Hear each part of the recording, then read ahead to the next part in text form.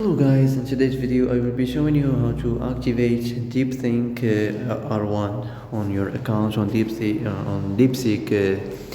AI after you download it easy and quickly. So first of all, enter the application. Now as you see here, you are on the chat.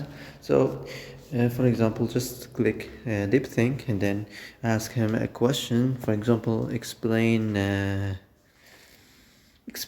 any theory you want. For example, explain the quantum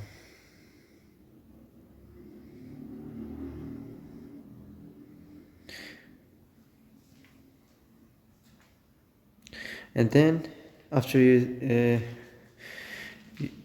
will find it answer this question. So that's it. That's how to activate Deepseek easy and quickly. So that's it for today's video. I hope this is the answer you've been looking for. And if you like this video, don't forget to like and subscribe, and see you in the next video.